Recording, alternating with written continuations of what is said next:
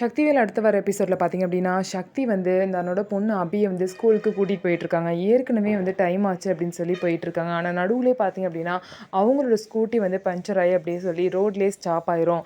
இதனால ரோட்டில் 2 பேரும் நின்றுட்டுருப்பாங்க. ஐயோ! ஏற்கனவே டைம் ஆச்சுன்னு சொல்லிட்டு அபி வேற கத்திட்டு இருப்பாங்க. அந்த நேரம் பார்த்து சங்கரும், வேலுவும் பார்த்தீங்க அப்படின்னா, அவங்க வந்து வண்டியில வந்துட்டுருப்பாங்க. காரில் வந்து வந்துட்டுருக்கும்போது இவங்க 2 பேரையும் பார்த்துட்டு வேலு வந்து அங்கே வந்து சக்தியும் அபியும் வந்து நிற்கிறாங்க.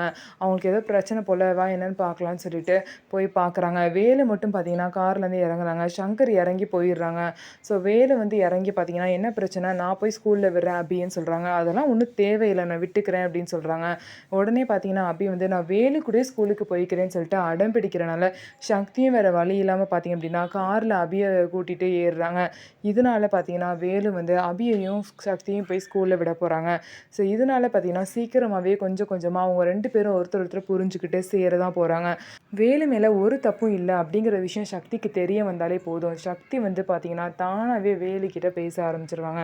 ஸோ என்ன நடக்க போகுது அப்படின்னு வெயிட் பண்ணி பார்க்கலாம். நம்ம வீடியோ உங்களுக்கு பிடிச்சிருந்தா நம்ம வீடியோவை லைக் பண்ணிக்கோங்க. மறக்காமல் நம்மளோட சேனலை சப்ஸ்கிரைப் பண்ணிவிட்டு பாருங்கள்.